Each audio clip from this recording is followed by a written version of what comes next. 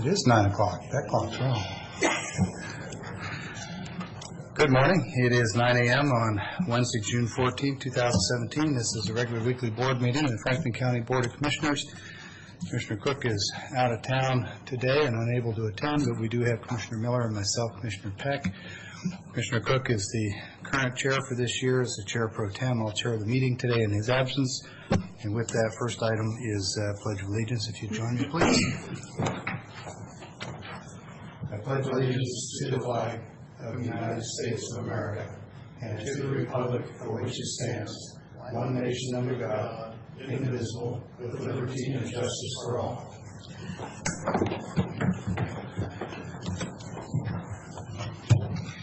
Okay, first item on our regular agenda, scheduled for 9:05. Look at that, we're already ahead of schedule, Sherry. Is subdivision 2017-01, subdividing approximately 8.14 acres into 13 single residential lots. And at this point, I'd ask Mr. Wiltsey if he would walk us through this proposal. Keith, I'll note that I looked again last night. I didn't see this on the read-ahead package. When I clicked on this link, what came up was the assessor's package on limiting tax refunds. I don't know if anybody else noticed that, but okay. So, with that, Mr. Wiltsey. Yeah, bear with me here a minute. I'm get to try to get the system up and running here.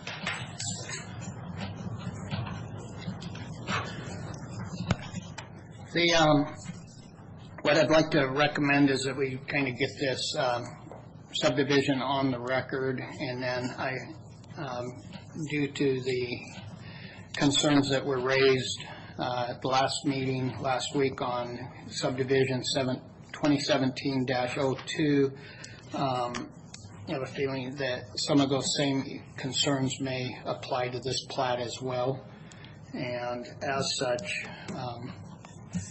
if the board feels that it's going to be inclined to consider amendments that may be needed to address concerns, that we consider tabling this one also to a time when we can address those concerns. Okay, well, for the benefit of the record and the people who are listening in the courthouse and elsewhere, maybe you could just lightly touch on the nature of those concerns so that people are refreshed. Yeah, in reviewing subdivision 17-02, the board had some concerns over a note to be placed on the plat requiring all roads to be upgraded within the plat to a 36-foot requirement if for parking, for right. Private parking in the right-of-way.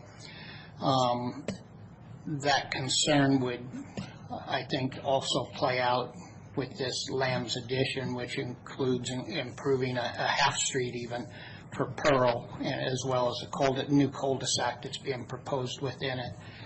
So trying to... Weren't we also looking for clarity on ownership and maintenance responsibility for the lands between the street right-of-way or the street edge? That's correct. And the properties? Yeah, especially when, once fences or state fences or things, if they're imposed, as to whether or not there's regulations or policies related to maintaining grasses and weeds and things along that section of right-of-way. Yeah, when it's not necessarily an approved screening. If you will, if this is okay time to bring this up, after we talked last time, I went down there on Sunday or something, looked at the developments, and on Burns Road is going down, and then right when you take a right on what's the color? Yeah, yes, that development there, they were laying gravel. They had plastic laying gravel. Now, why is that? The development right there. And that I don't know. Yeah, that was interesting because we talked about it, and then it's being done what we need to do, I thought. Matt, you want to speak to that?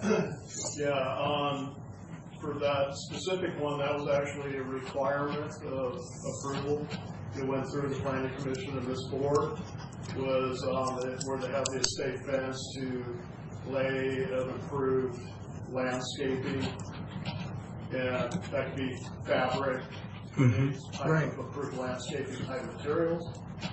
And then I also stated to the board last week that the previous ones, we've already identified that as being an issue, and the county itself is actually taking on the other subdivisions there where we do have the estate fencing, the block walls, of doing the same type of application to help clean up those areas. But proceeding forward, my recommendation is that note, which we've asked the planning commission, actually the planning department in the past is added that as one of their requirements for approval for that type of thing, that type of landscaping to occur. Yeah, and so the primary issue that I raised last week was consistency. It's not reasonable to ask one developer to do something that you don't ask the next, and I think that's just common sense. And so since we have a track record of having been less than consistent, and leaving open the possibility that there are some small minutiae or details that are different between these packages that might have warranted making a different decision on different subdivisions, nevertheless, we ought to have some sort of a standardized package, and that's why in part why we tabled it. So, Lauren, I think if that is an issue on 2017-01, then that just reinforces the importance of getting that resolved. I'd be curious to know what the status is on a proposal for the board to consider with respect to how we're going to handle these. Right. Obviously, we don't want to hold up developers who are trying to get projects done. In many cases, that can be extremely costly. Yeah, as I reviewed the subdivision policies again last night, I can see there being one concern with developing a road proposal for a subdivision and working with the county engineer and public works department and trying to standardize concepts and not submit piecemeal designs. Then I got thinking, once the subdivision's approved and receives its preliminary final approval, this note could be problematic to a group of citizens who decide or are financially capable of proposing to the county to upgrade their individual street. With this note on the plat, may be preventative. Are you talking about road width now, or are you talking about? about? Yeah, road width and parking. Okay, so you've switched topics on me. Let's go back to the road edge outside the estate fence. Yeah. Who owns it? Who's responsible for maintaining it? And I'll offer you a possibility, which is there could be 2 or 3 different options, and as long as we identify in the package which option is being used. Of those, one is that the adjacent landowner, who probably owns that strip outside the estate fence, is responsible for it. Another is that there's a covenant or an HOA agreement or something that says that collectively it'll be maintained. And the third one I can see is that for developments that are inside the urban growth area of the city of Pasco, there maybe ought to be a discussion about developing those strips, curb, gutter, sidewalk, lighting, if we have a reciprocal agreement and support with the city, wherein it can be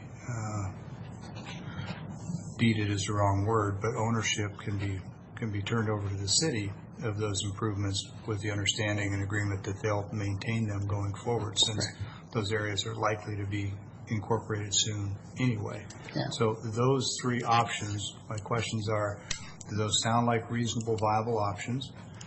Does it make sense to have options like that as opposed to a single one-size-fits-all? In my review, I could not find any location yet that would make a landowner for a platted lot responsible for public right-of-way, unless it was reviewed and required by the public, in other words, the county and the code, as a required screening, buffer, or otherwise separation to avoid an impact of the proposed project to adjacent property owners in the area. So is that a public right-of-way? Color? No. We're talking about the land between an estate fence and the edge of a roadway. In most cases it is. But not all. Not always. It could be a private road per se. I could not even find a provision for an estate fence other than, as was mentioned last time, to prevent inappropriate access to public right-of-ways for through lots, or when a planned residential development or something, a higher density is being requested than the code allows, and then a estate fence can be required to alleviate the impacts between the more dense development and a lesser dense zone or use. And also to be just consistent with other developments where we've required that costly addition, right? Yeah, So, as I recall from last week, 2017-01 was tabled to get answers to these questions. It doesn't sound like we have answers to these questions. No. I don't see how we can, in good conscience, take up 2017-01. So, without objection from Commissioner Miller, and if there is, please speak up. I would say that that continues to be tabled, and we're now on 2017-02. And what you're, I think, telling me is that this has the very same issues, and so if we table the first one, it seems to me we have to table this one, or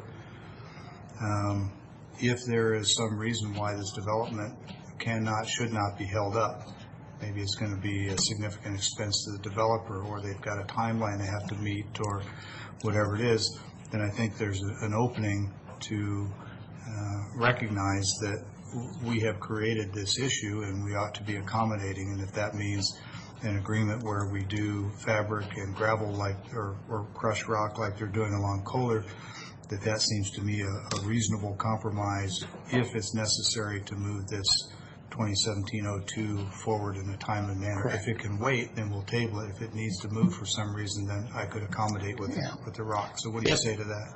I would agree with that. But if I may add another thought to it, is the fact that the note on the plat that we're requiring to bring all for the pavement width and parking on the road, that alone, I don't think is advantageous to the citizens that will eventually reside in these proposed subdivisions in its current state. And in order to amend that, this board would then have to schedule these for a hearing of its own before we can amend a recommendation of the Planning Commission. So let me feedback what I think I heard you say, because it's important that I get this right. I think I heard you say that a requirement that all streets be widened to 36 feet within a given subdivision to allow parking anywhere in that subdivision is not desirable because of the potential burden, cost, and otherwise that it might put on a street over here, because the street over here wants to have parking. yeah, I think it could be prohibitive to folks who live on a street within a subdivision who may have the means to upgrade that street without public funds, would may be prohibited possibly if this note is not amended or changed. So would you recommend or favor something that says that any streets to utilize on-street parking have to be 36 feet as opposed to all? Or would you recommend we not address it? Or how do you think we should approach that? I think that when on-street parking is desired or part of the project, then it needs to be reviewed and approved by Public Works, county engineer. And I think it needs to be a note that is open that says that when a street, in other words, and then the definition of a street would have to be determined. So do we not put it on the plat and we deal with it as a separate project later if and when somebody wants to do it? It's possible we could do that if it's appropriately in our policies to do so. All right. Okay. So, and with respect to the other question about 2017-02, is there a need, a desire on the part of the developer or the county or anybody? Is there an urgency to move this forward? If so, we should have a discussion about coming up with an agreeable interim solution, which would be probably fabric and crushed rock consistent with what we've required elsewhere. Or is there time to table this until we get a more conclusive answer? I think that at the most, we're going to have, if this board was to table it and wants to consider making that change, we have to schedule it for a hearing, a public hearing, which means, by giving public notice, et cetera, we're at least 2 weeks, if not 3 weeks down the road with that. Okay, so again, I would suspect that by that time. Let me get it a piece at a time, because I want to make sure for the record that we are communicating and that we're both saying the same thing. Okay. So what I think I heard you say was the strip along the outside of an estate wall is tied to the interior 36-foot, all streets must be widened language on the plat. And if we were going to change one, we'd have to address both. They're not directly tied, but in a given package, if we were to make a change on, or come to an agreement, let's say, on what we're going to do outside of the estate wall, that still doesn't let us move the package forward because we still got this question of all streets must be 36 feet. Did I get that right? Yes, yeah, I think that if we schedule a hearing for that thing, once this is open for a public hearing, then all issues are back on the table. And it's necessary to go to a public hearing to address the 36-foot because that came from the planning commission. Correct. Matt, did you want to offer something? Yeah, Why don't you just come up and have a seat? You're part of the county staff, and this is Rhodes, and it's... first off, I'm not aware of any requirement for that to be on the plat. We, as the Public Works Department, we are a commenting agency, and we provide comments, and that's a comment that we provided to the Planning Commission, and that comment stated that they have to construct the roads to a 28-foot minimum standard. That's our minimum standard. Just to be clear, we're talking inside of a subdivision? Inside the subdivision. And if they are going to allow parking, street parking within the subdivision, our comments state that we would like to see all roads then built to a 36-foot wide standard. We don't require that to be on the face of the plat. We're just adding that as a comment that goes to the Planning Commission for their consideration as they're having a discussion with the developer and with the public on what they want. So the root of it is, your department made a recommendation, the Planning Commission apparently adopted it and said that it should be on the face of the plat. Lauren, I think, is saying that that goes beyond necessity and, as we've discussed, creates some potential for an undue burden on some parts of the subdivision. So, Commissioner Miller, interested in your thoughts here. It seems to me that if we're not comfortable with the 36-foot requirement for all streets, and because that's come from the Planning Commission, we're going to have to go to a hearing, either open or closed, and resolve that question. And if we do that, then the same question can be addressed for 2017-02. And because this 2017-02 is actually the one we're discussing, it would apply to 2017-01 as well. Do you know, right. Does that one have the same comment about the 36-foot?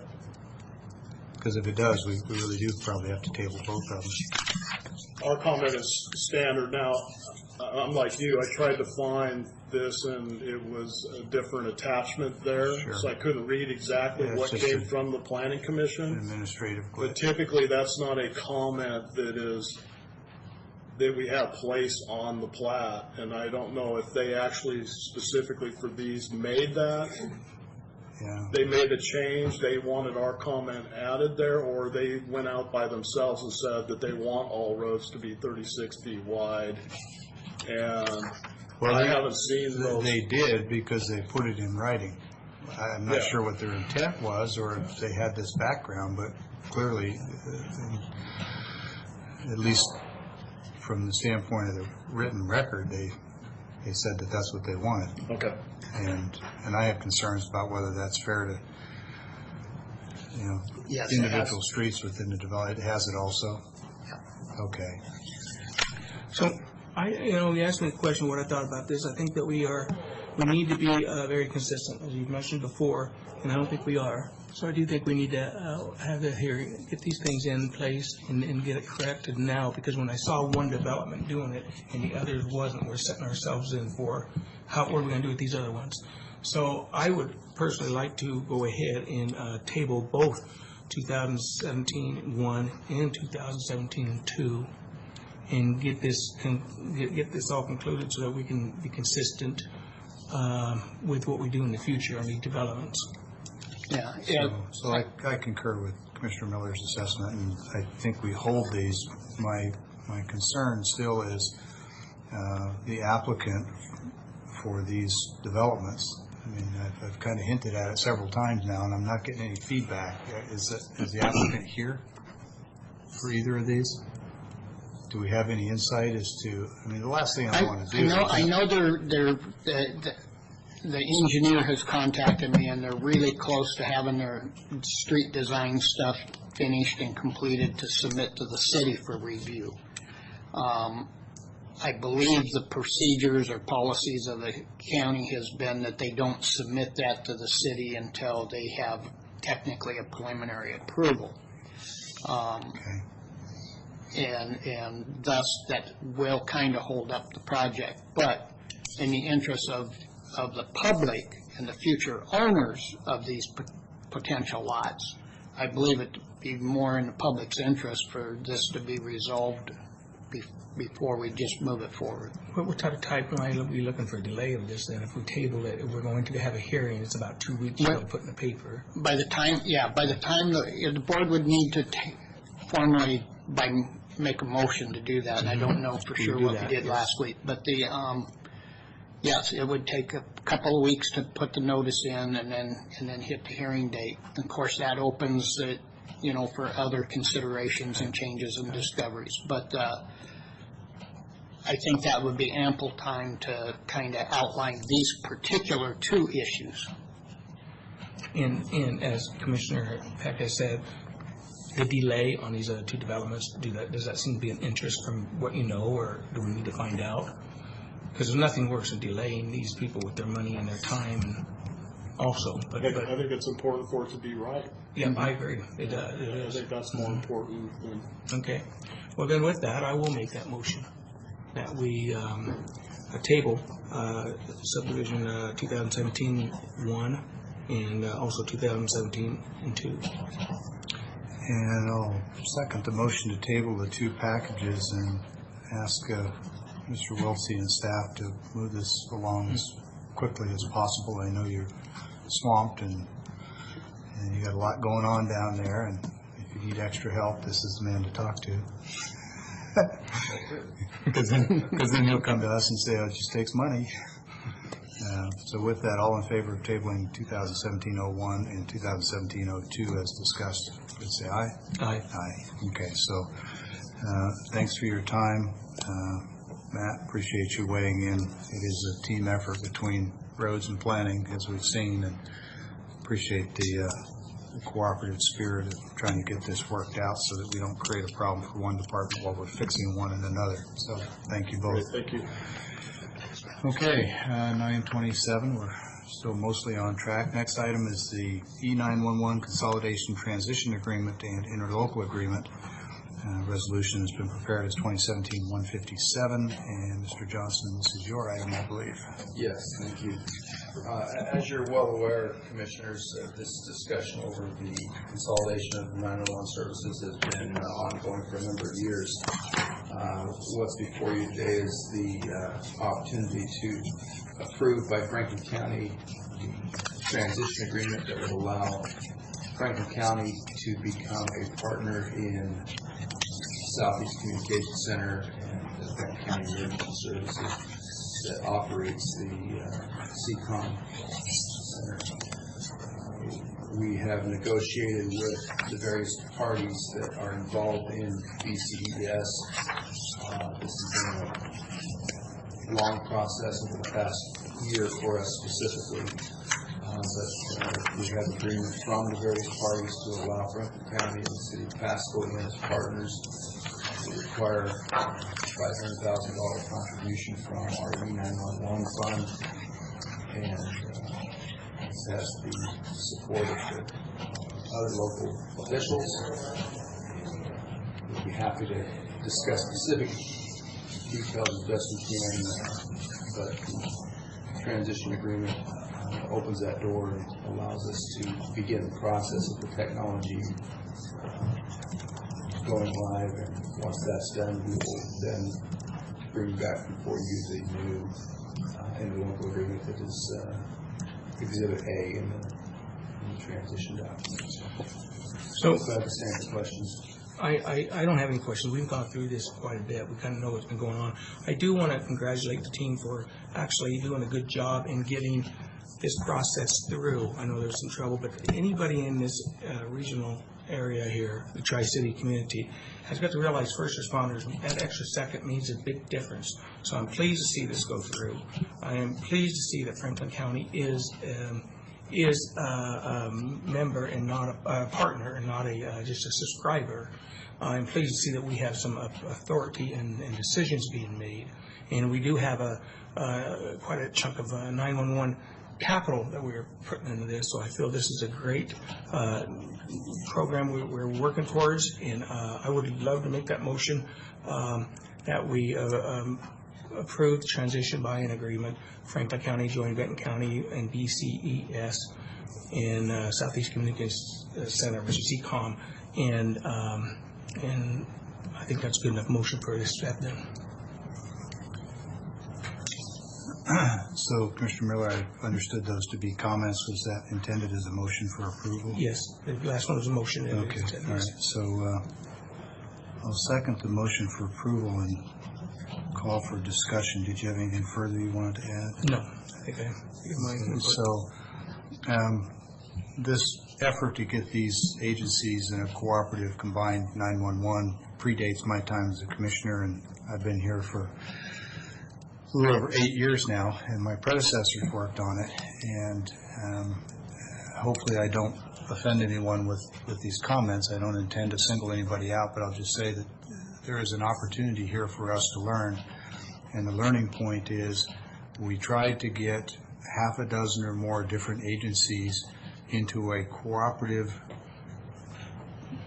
financially complex, and potentially risky financial arrangement by putting all the elected officials in those agencies in a room and expecting them to hammer it out. And that was a mistake that we all should learn from.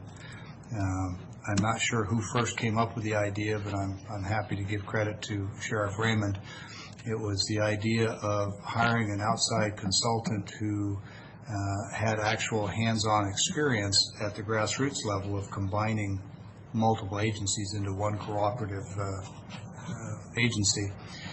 And it is that difference and that expertise and that real-world experience of having done this before that really, I think, broke the ice and essentially provided an opportunity for all the parties to listen to an independent third person who's not even from this state, but who has done work in this state.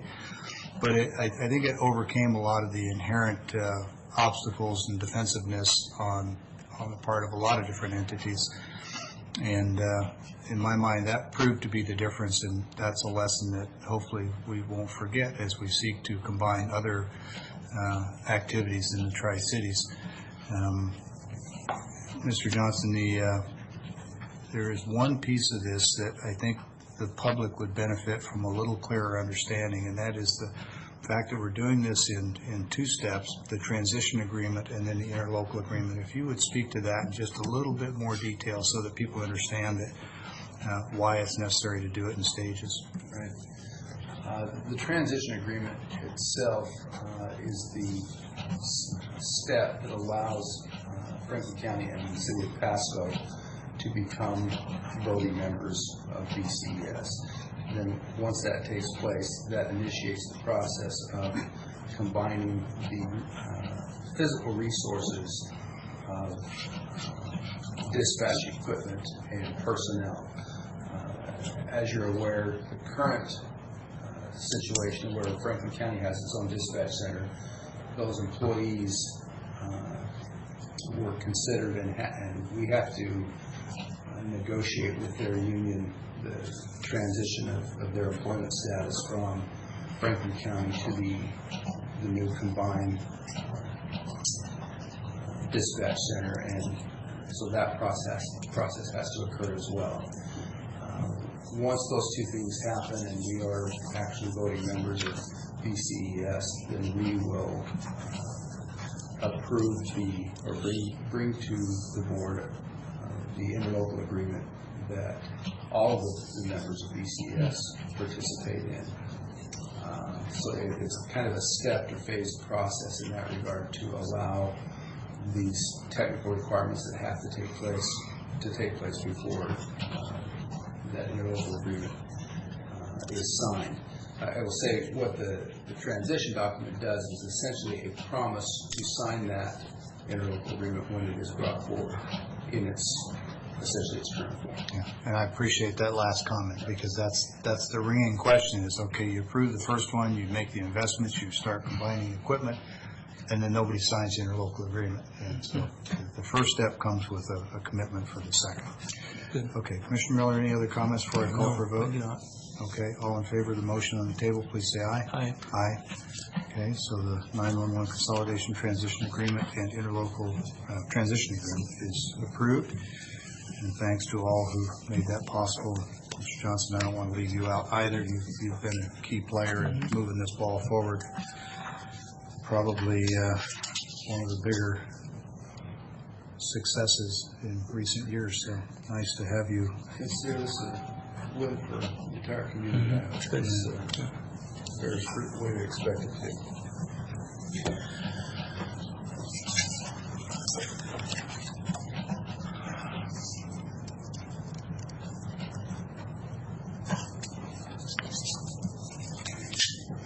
Back.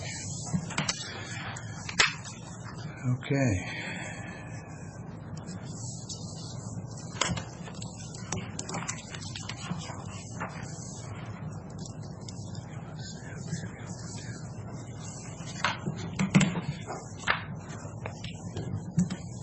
We're a few minutes ahead. Next item is public comment. I was worried that if we hit these things too soon, somebody might have been planning to come in at 9:45 and get a public comment, but we'll have another opportunity later in the meeting, so we'll get to that. So anyone who wishes to comment or speak to the board on any county-related business, this is your opportunity. Good morning. Good morning, how are you? Missed you last week. Yeah, I know it. I'm sorry about that. Tomorrow. I'm here to address the property 4604 Warner Road. And Lauren's been by there, we've been talking, and the weeds on that property have grown, 5 foot tall. You can barely see the front windows now. And so, and then being as dry as it is, this is a fire hazard out there. And as many cigarette butts as I pick up, all it takes is one to go on that property for it to start. And so, but as Lauren told me, there is an issue with the Franklin County code that doesn't apply to this product. It doesn't apply to the property as far as the weeds, the tallness of the weeds, I guess. So here's what I think we know, and together we can sort this out. We've looked at it from the standpoint of noxious weeds. Are there any controlled species noxious weeds? No, there aren't. So it comes. Forget the weed part of it. There's overgrown vegetation that you, I think, probably very logically point out has potential to be a fire hazard. Lauren, what is the code that keeps us from taking a code enforcement action that says go cut your weeds? When the county adopted the building code, they also adopted what's called a property maintenance section of it's a additional document or book published by the International Building Code Council, and in there is a provision that requires, if county filled it in and adopted it correctly, that allows and requires maintenance of vegetation. But it also requires a provision for the county to impose and imply a height requirement to that vegetation, which was a process the county did not perform. And therefore, it's. So we got the first part and not the second. We adopted it, but then again, that being said, What was the first part? I want to make sure I got that. we adopted the property maintenance Right. code section. It's a building code publication. And is there not something in that general language that says you have to keep your property in a safe condition? There is, but in regards to vegetation, it specifically requires a provision to assign a vegetation height, which the county did not do at that time. So if we don't assign a height, that overcomes any general language about keeping your property in a safe condition? No, there's another provision in the fire code Okay. that requires, I happen to brought it, but that requires a defendable space from possible ignition sources. And as such, In lay terms, is that a clear zone between the house and the vegetation? that's correct. And presumably between vegetation and other houses? No, it's primarily to keep the source of the potential risk from creating a wildland or other type of fire, not necessarily to protect. In so doing, I guess you're buffering the potential risk The assumption is the house is the source. to the rest of the property. Is that right? The assumption is that the house is the Risk. is the potential source, ignition Correct. source. Ignition source, yeah. And therefore, So what do that we- has a requirement for certain widths to be applied to it, either 30 feet for moderate, 50 for kind of higher risk type of things, which we have, after reviewing that, we did draft a letter and sent to the adjacent, or to the landowner.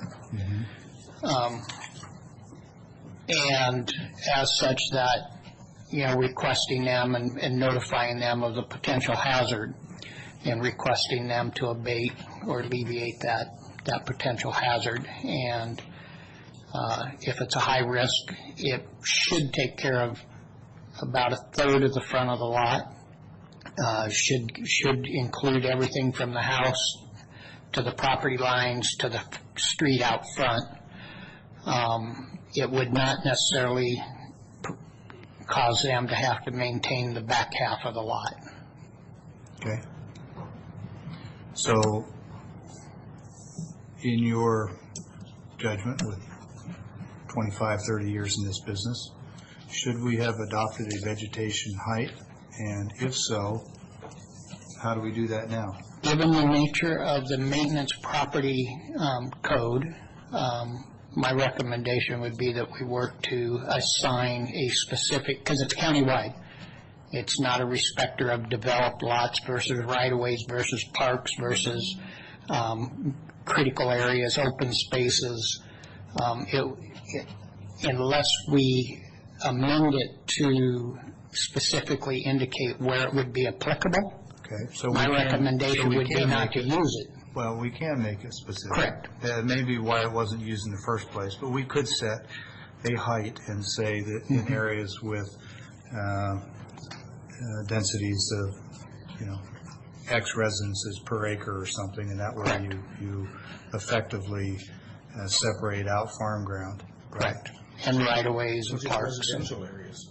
Well, and then you get into what is and is not a residential area, but I agree, that's essentially what we're talking about. But if you set it and say it's got to be, more than one dwelling per acre or something.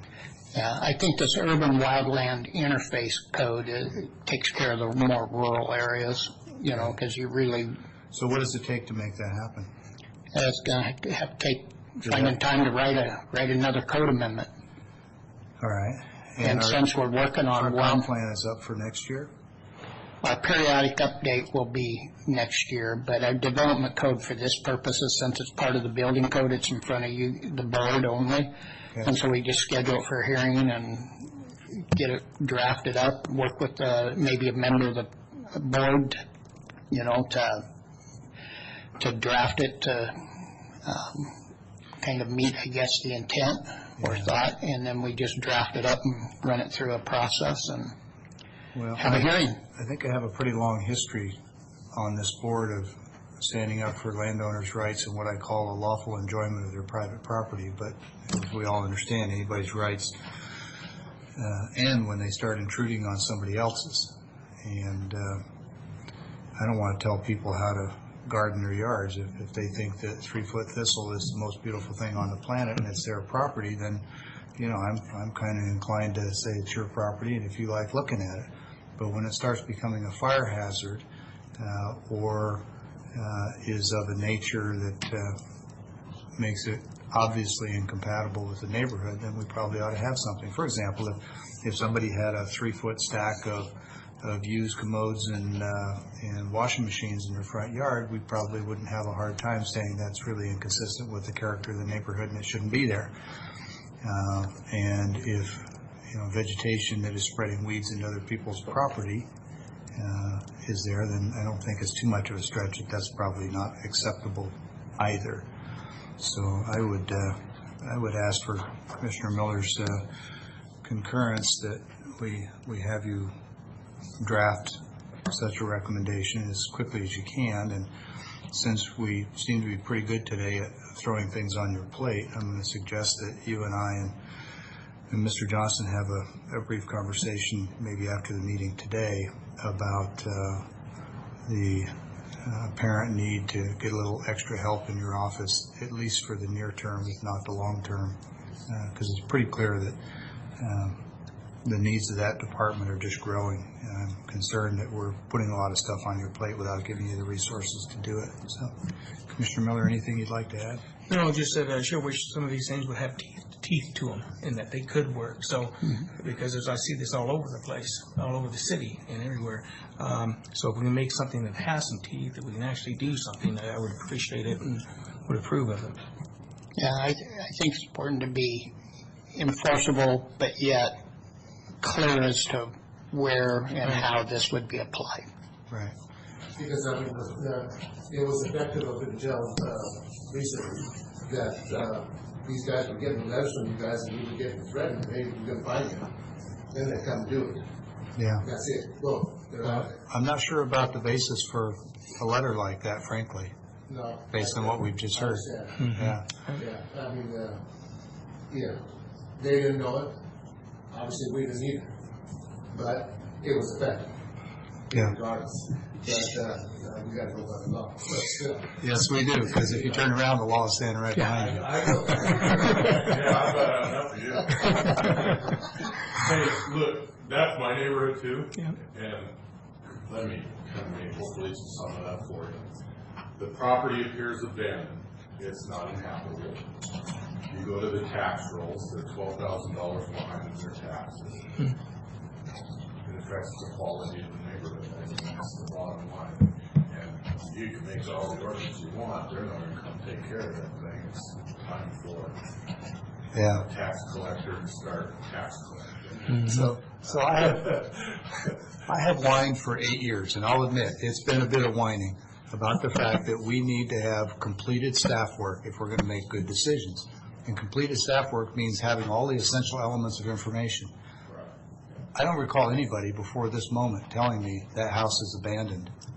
And there was a mention to it being behind on its tax rolls, but not that it had been abandoned.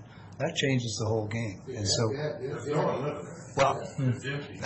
but, you know, People that need to pay the taxes on it, they don't even live in this community. Last I checked, they live in well, if it truly has been abandoned, and it is a public nuisance and so forth, then we may be able to do some things ahead of doing an ordinance. But again, that's the data point we didn't have, so thanks for adding it. But you know, it's so critical that we get all the pieces, because otherwise you're, Well, it's to me like they dug a ditch leading to the house, I assume for a septic issue. They did, they put in a new septic. Yeah, and I don't think they completed the septic work. how long ago was that? That was right before the sheriff's office kicked us out. About a year ago. Yeah. It's an interesting piece of property. I mean, the people that have it. It's getting more interesting all the time. 20 years ago, it was a nice piece of property, and they sold it. And quite frankly, it ended up in the hands of a bunch of dopers. And, you know, Well, perhaps the adjacent property owners would like to, just as a thought. We have, believe me, we tried. All put together. Exactly. But he won't go. He was Combination of it all, there's gotta be something we can do. Okay. Lauren, I think you got it. Yeah, I got one, I guess one, if we can find a nuisance abatement cause related to the issue, yeah, there's probably steps that could be taken. So There's we nobody can living look. there, the property's not being upkept, there's It's kept incomplete clean, infrastructure work. Yeah, it's secure, to my knowledge. One of the neighbors told me there's no electricity to it on right now. So once again, how much risk is it? Yep. Yeah, there's lots of issues. There are 13,300 some odd dollars now. So this year, in December, it'll be going up. But I know that they've been getting some offers on it, but they won't sell it. And I've tried, that. But still, the property is a nuisance because our taxes keep going up. And they don't take into consideration that property there. And that's what bothers me the most. Who's they?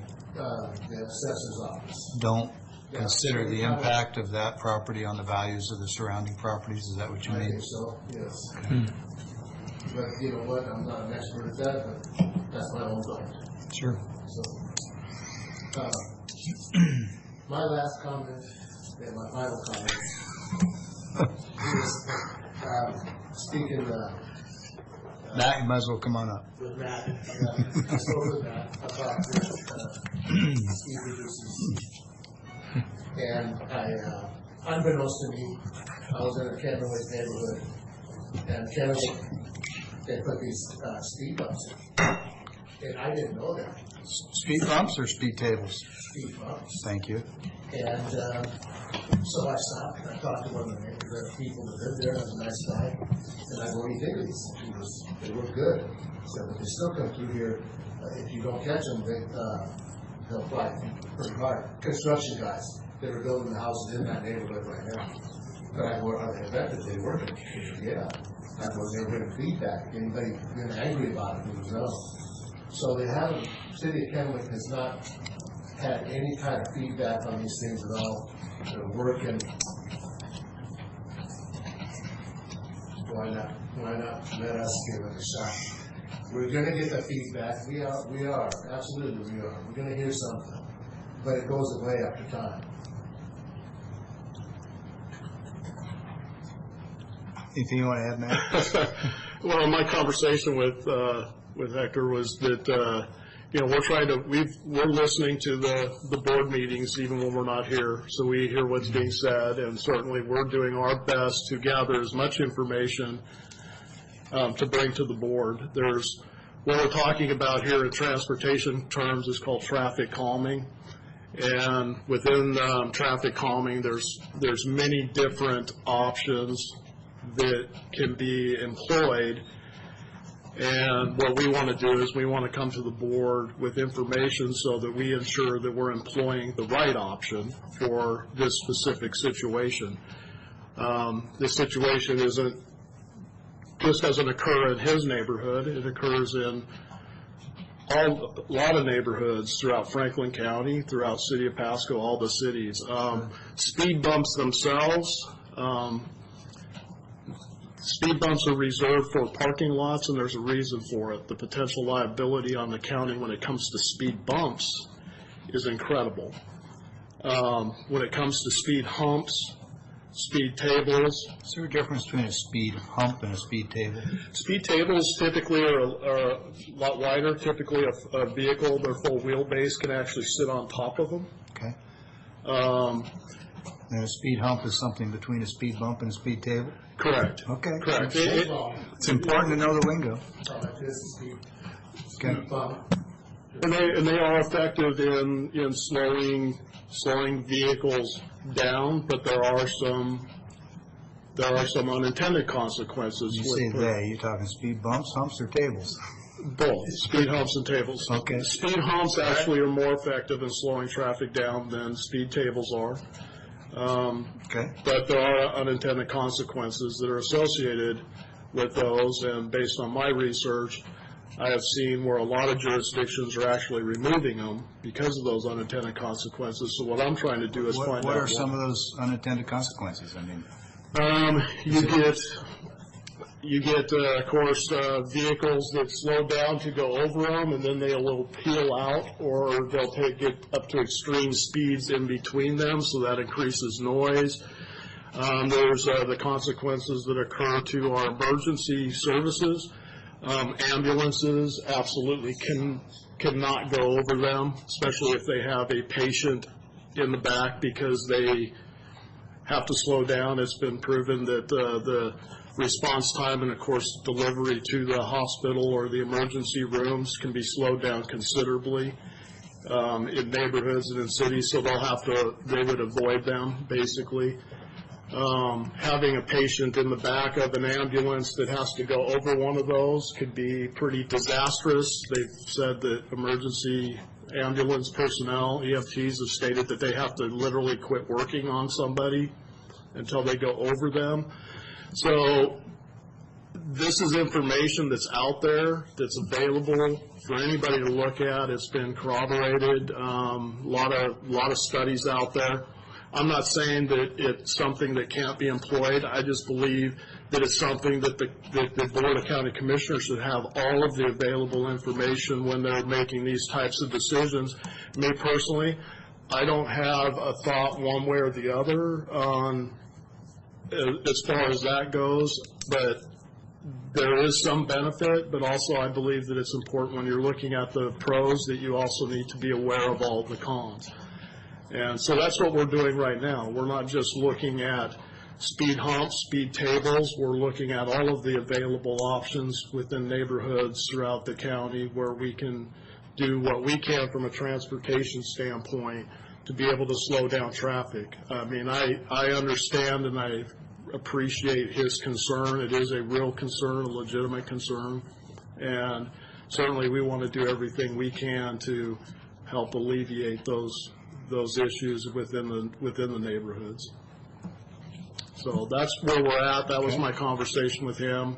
Right now, I've got a stack on my desk that's pretty tall, and what I'm wanting to do is gather all the information I can and summarize it in a report for the board, and of course with having all of my citations and all of that available. So to do that, it's going to take a little bit of time. There's a lot of jurisdictions out there that have done extensive studies on this, and I'm going through those studies as well. thanks very much. Anything else? No, sir. Okay. Thank you very much for your time. You bet.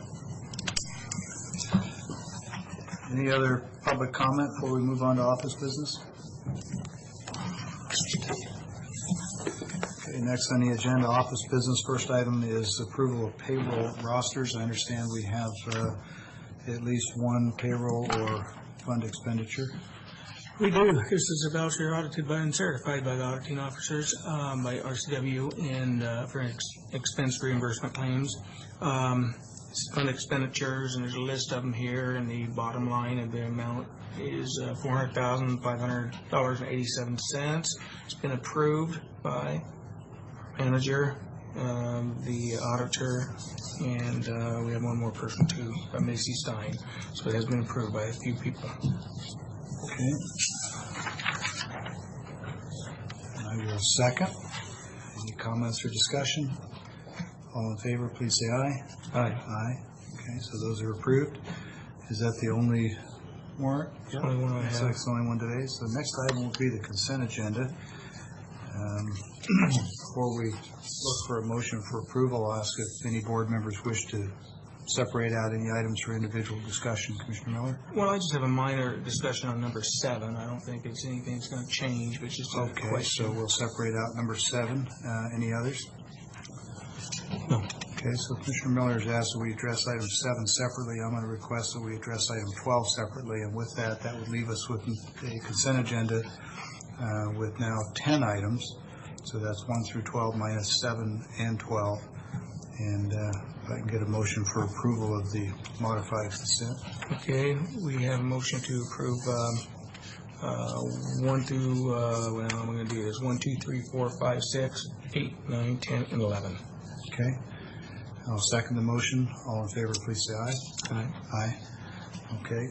Excuse me, those consent agenda items are approved. Let's move to item 7 for discussion. Commissioner Miller? Okay, it was just the fact that just reading through this that it's where the assessor has asked that anything that's, if the taxpayers, if there's something that is wrong on square footage or something within 3 years, a taxpayer finds this could not ask for a refund past 3 years. And I'm just wondering, it's a manifest, which a manifest error claim can be. It just seems to me sometimes that it's the other way around. If the county found something and the people, within 7 years or something, they'd have to pay back. It seems like we're asking to pay the taxpayer if they find a mistake past 3 years to they don't get any refund. And I'm just wondering, how does that if it's a manifest, whose fault is that? And I understand that most taxpayers should know their house is 1,700 square feet or 2,800 square feet or whatever they're paying, or same with building lots, but sometimes there is some confusion on that, not by their part. So I just kind of wondered how that sounded to the other board members, and I understand that it causes some problems to go back for the treasurer and other of the taxing districts to correct these after so many years, and that's why they put a limit of 3. So I had, since you've asked for opinions of other board members, I had a similar question, almost the same in some respects, and that is, if a taxpayer can only go back 3 years, shouldn't then the county also be constrained to 3 years out of fairness? And it seems inherently unfair that a taxpayer could identify something that goes back 5 years and be told, sorry, you missed the cutoff, and at the same time the county could go back 5 years. They didn't see anything that answered that question for me. How far back can the county go? Right. Does anybody know? I haven't seen it either. I do not know. Yeah, and this package, by the way, comes from Mr. Marks in the assessor's office, whose work, in my opinion, is nearly always flawless. It is, yeah. But this, on this particular one, I just didn't see that, and I think it's pretty germane. There were, Just for the benefit of Sure. the board, I don't believe that there is a particular deadline or time-sensitive issue related to this, if the board would prefer to take that. Sure, why don't we give us some time, Nick, we'll talk to Steve about it, That's, and maybe the others. As the agenda summary report said, this was driven by a state senate bill that was passed in 2015. right. Well, it's clear that there is a board-wide question about how far back can a county go, and is that consistent with how far back a taxpayer can go, and is that fair?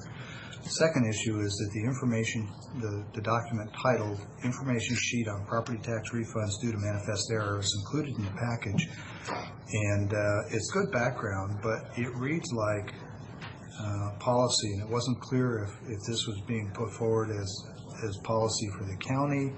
I sort of thought that it was intended just as generic background from a statewide perspective, but the concern is that the language in it is decidedly different than what appears to be in the proposal.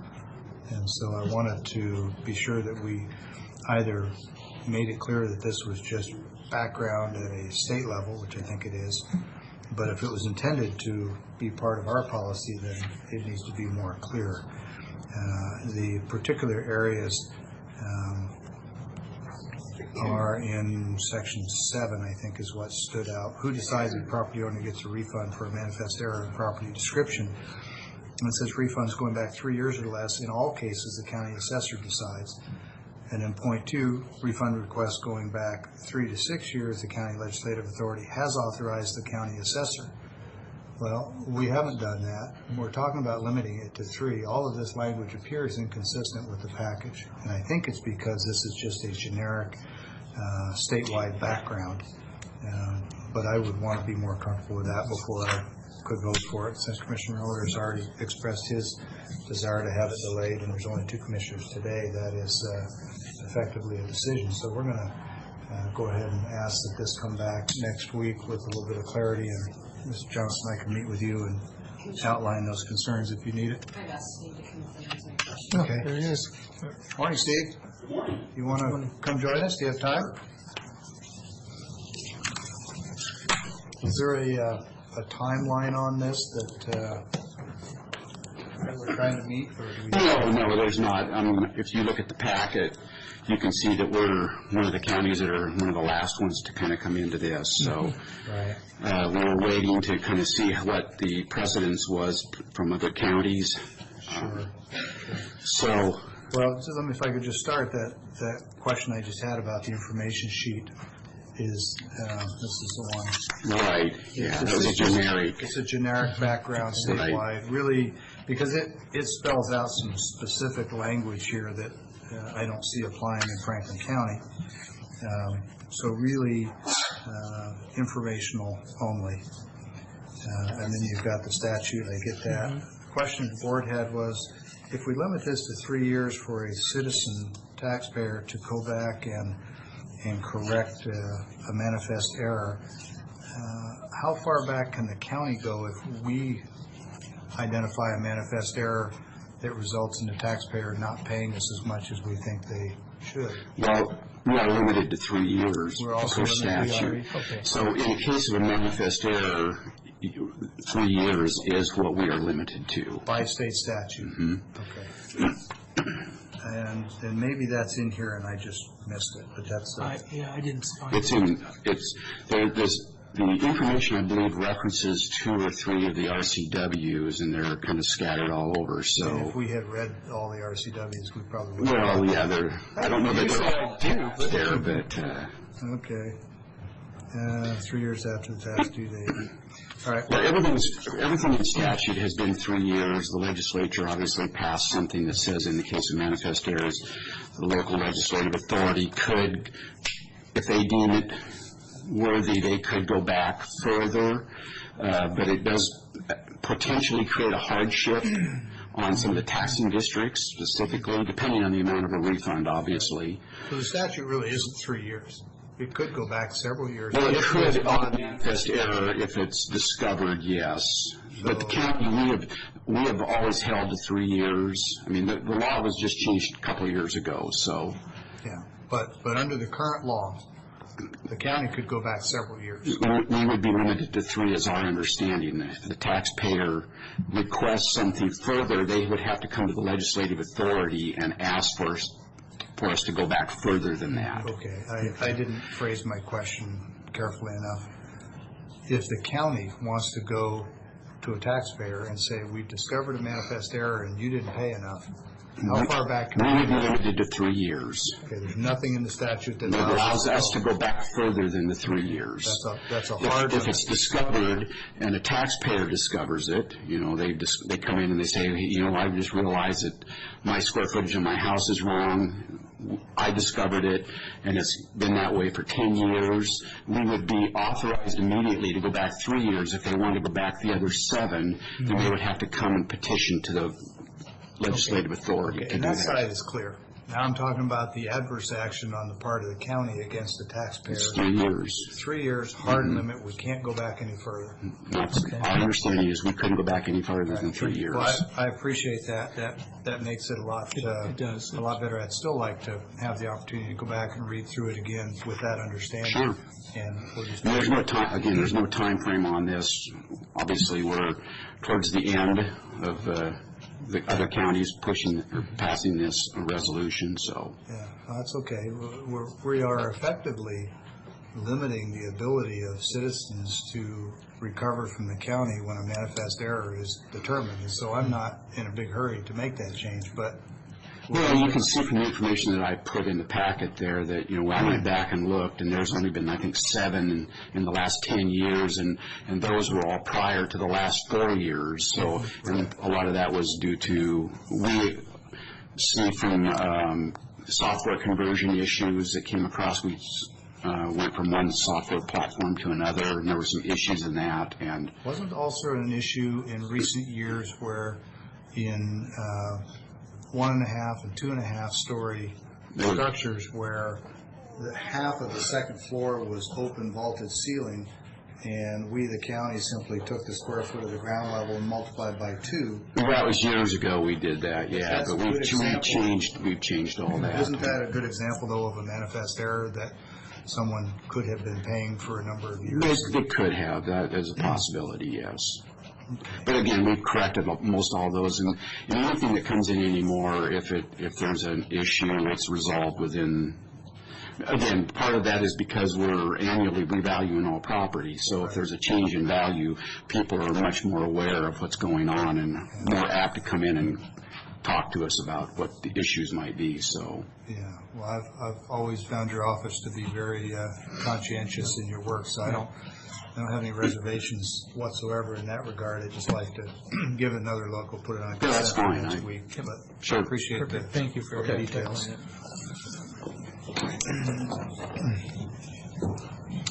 Okay, the other item was item 12, and since I asked to take a separate look at this one, I'll go ahead, unless Commissioner Miller, you've got something on this one as well? No, I don't. I read through it, and I think you asked for something last week. I didn't see in it, but I did see a bottom line. It basically said that both parties can negotiate modification of this agreement. Yeah, so I'll just make this short in the form of a comment, and then we'll probably just move ahead with it.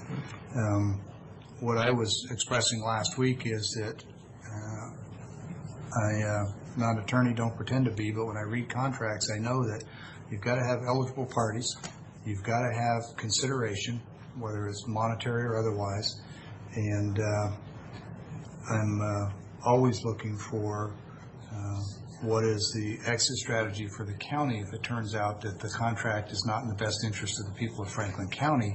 What are the terms for termination? And are they at least fair and equal between the parties, and if not, are they advantageous to Franklin County? And so I asked for some termination clause language because the language in Article 7 is a little bit obtuse, but if you read it carefully, and I did several times, it really isn't a termination clause. And so my request for a termination clause yielded Article 10 modification, which says nothing in this agreement shall prevent either party from negotiating modifications to this agreement. However, any agreements should be in writing and signed by both parties. Not an attorney, but that's not a termination clause. That just says we agree to have a discussion if we disagree. And I don't think it says anything more. I don't favor contracts of this type. I do believe that if Commissioner Cook were here, that he would vote in favor of approval. And so if Commissioner Cook, if you're inclined to, or Commissioner Cook, excuse me, if Commissioner Miller, if you're inclined to approve this with that language, then if Commissioner Cook were here, I would abstain or vote no. But because Commissioner Cook is not here, my doing that would kill this contract, and my concerns don't rise to that level. So I will support it reluctantly, under protest, call it whatever you want, but I'll support it to keep things moving forward. And because I believe if Commissioner Cook were here, that he would support it and it would pass anyway. So anything you want to add before I move forward with motions? Just, Sean, did you have anything else maybe to mention on this, how you feel about that, not having that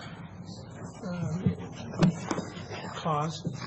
It basically is summarized by the discussion briefly had last week, where the part of this contract is contemplating the idea of the full service contract that is provided.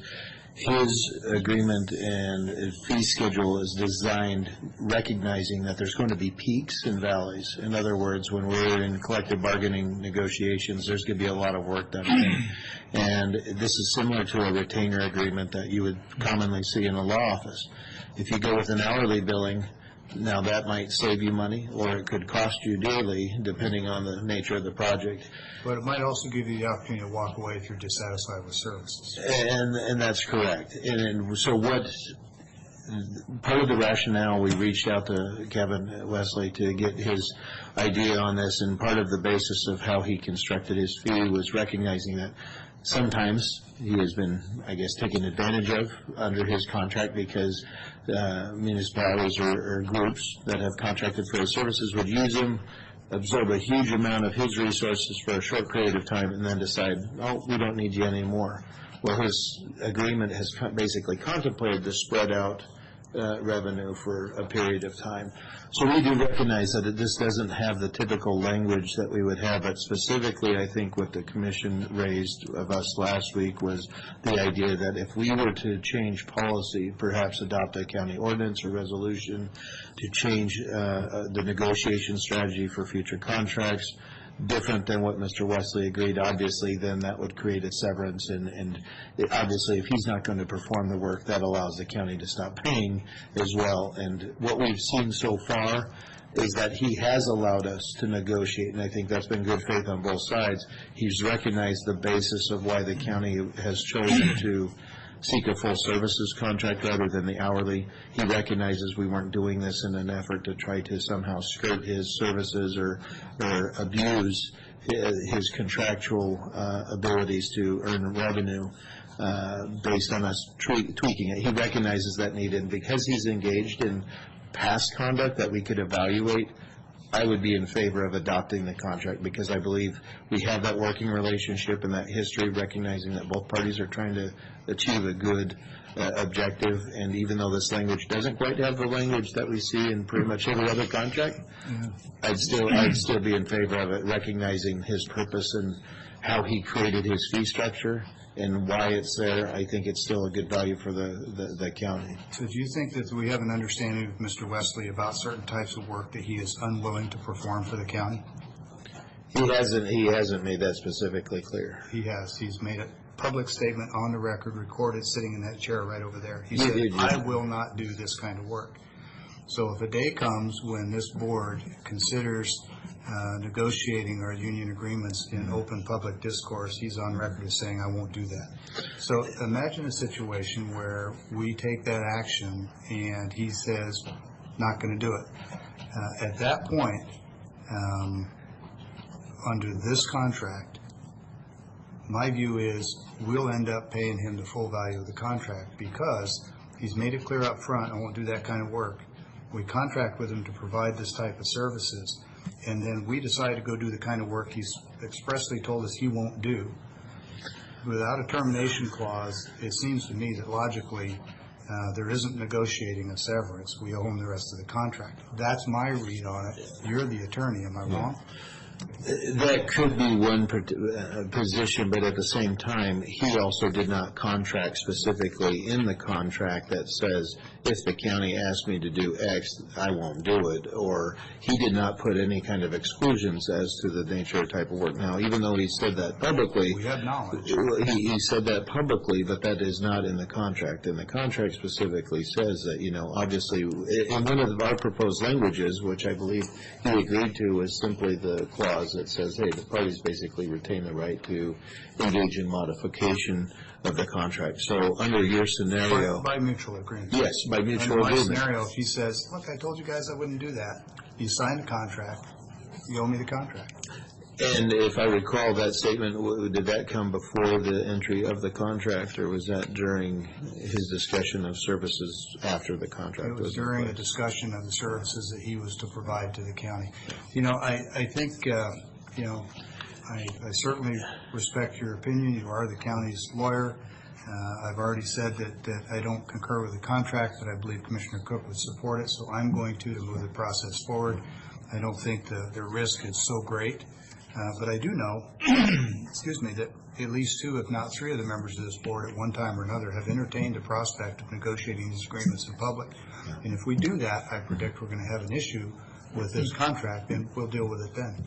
And I think one of the things going forward, too, is, and I appreciate the concerns raised by the board. I mean, these are always concerns that we want to consider, and I think the nature of this type of contract and the nature of the type of services provided to the county, I think while there is, I guess, as the board has indicated, some risk, I guess, if there was a issue of severance, I think based on the past practice and the type of services we are getting based on a full service deal, regardless of how many hours some of those items may take, and we recognize there's some pending actions that could take considerable amount of time, I still think it's in the county and taxpayers' best interest to enter the contract. So that would be my recommendation. It is a little bit slightly different type of services contract than we usually engage in, but it's a retainer type contract, and it's very similar to similar retainer agreements we've agreed to with other law firms providing outside counsel. So to put this in context, this is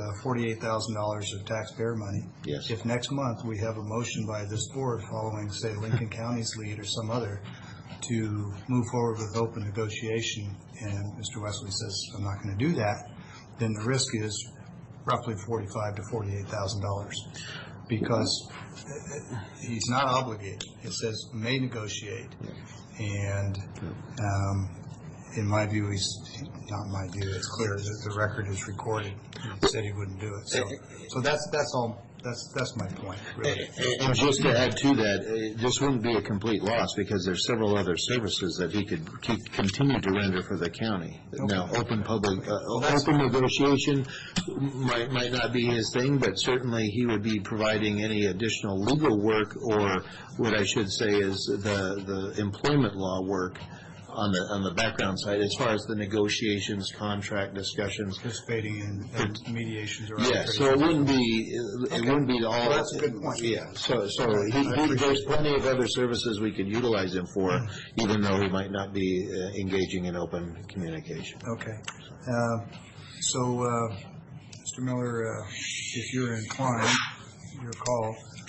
Motion for approval would be in order, and would ask that, since Commissioner Cook is not here, that you note that the Chair Pro Tem sign on behalf of the board. Okay, so,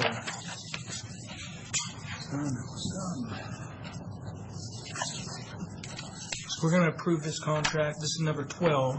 We've already approved the others, so this is 12. And 7's coming back next week. Yeah. We're just looking for a motion for approval for 2017-169. Yes, and I will do that. Resolution 217-169, approval of the 2017-18 contract with the Wesley Group, and would ask that Chairman Pro Tem would sign as chair since Commissioner Cook is absent. Okay, second. Any discussion? Okay, so there's a motion on the table for approval of Resolution 2017-169 with the Chair Pro Tem signing on behalf of the absent chair. All in favor, please say aye. Aye. Aye.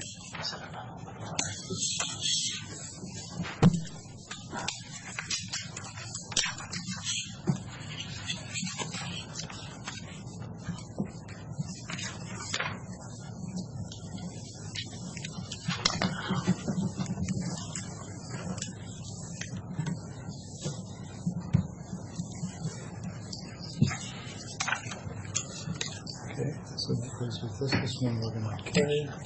Here. Next is administration office business. And Mr. Miller, why don't we take a minute to go ahead and sign these other consent agenda items? Would agree.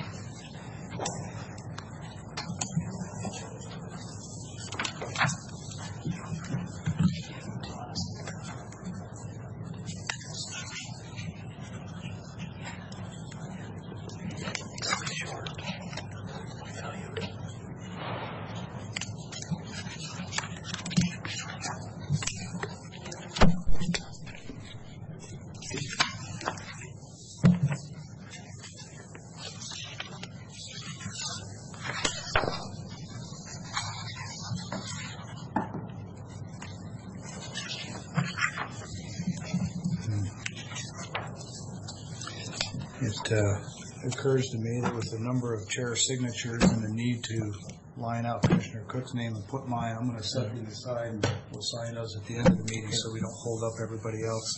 Okay. Let's go ahead and move on to administration office business. And Mr. Johnson, I believe that's you. Thank you. We'll Be brief this morning. Some discussions with the Department of Human Services Director, Kyle Sullivan, and with Benton County.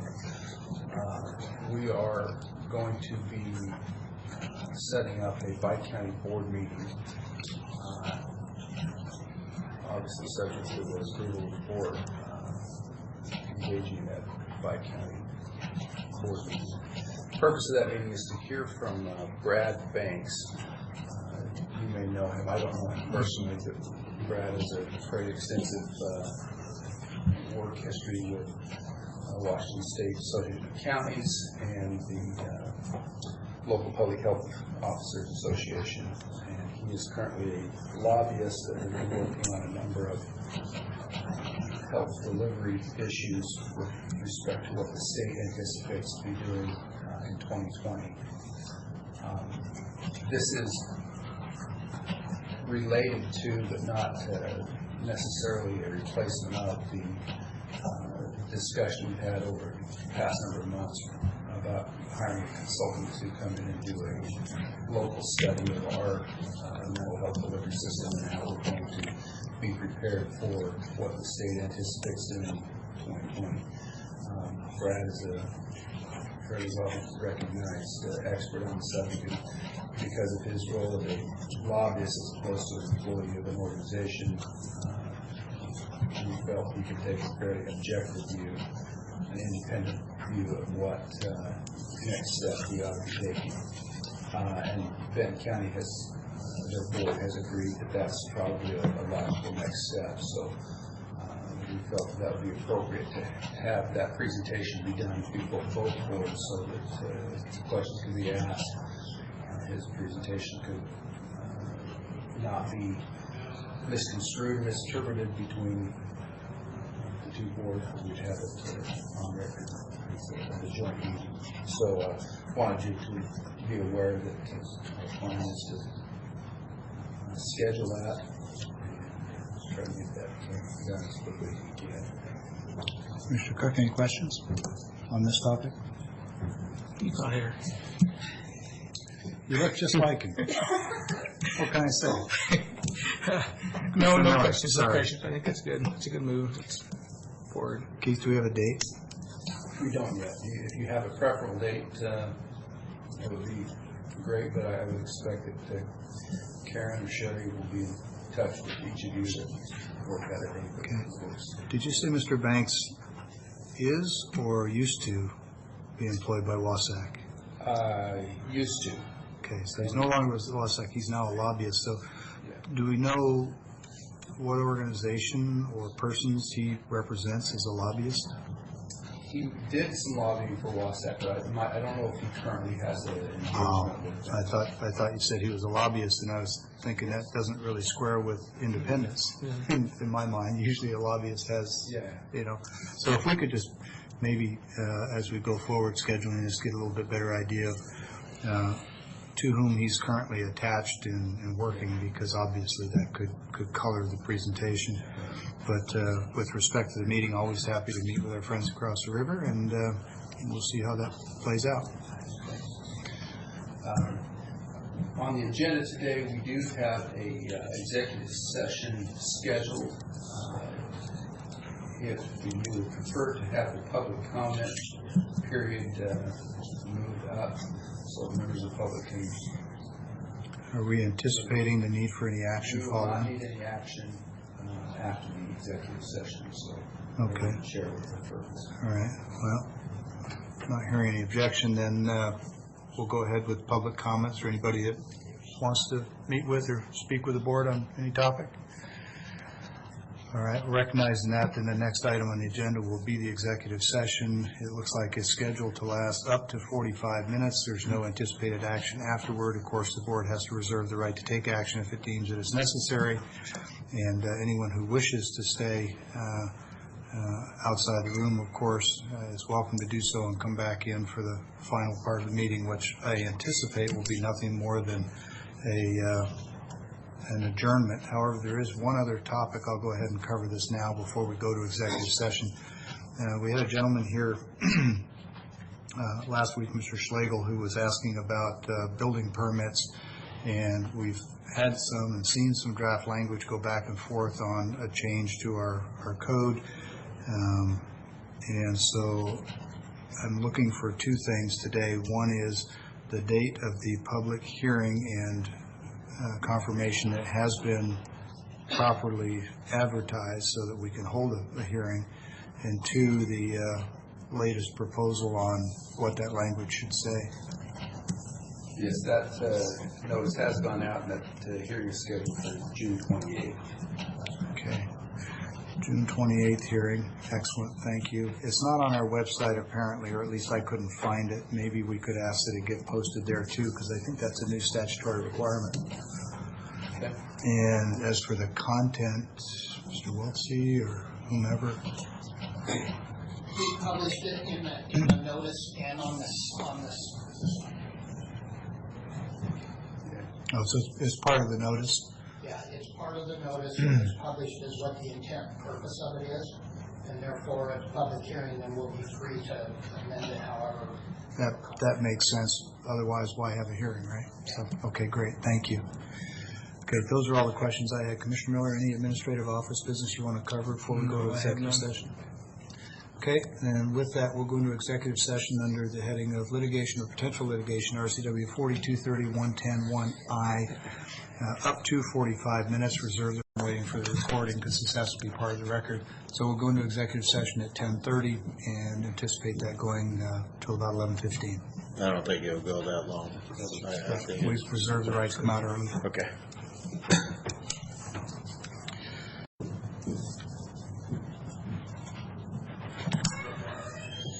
Okay, it is 11:07. We are back in open session. The door to the meeting room is open for the public. Recording is started. We have completed our executive session under litigation, potential litigation. It's scheduled to go until 11:15. Reserve the right to come out early, which we're doing by about 8 minutes. At this point, the only thing I see remaining on our agenda, published agenda, is to adjourn, but I'll go ahead and ask if there's any staff or public, anyone who has any other business to conduct before we adjourn. Mr. Wiltsey, anything else? We're good. Sherry, anything else? Mr. Johnson? Commissioner Miller? None. Okay, hearing no other business before the board, we are adjourned. Thank you.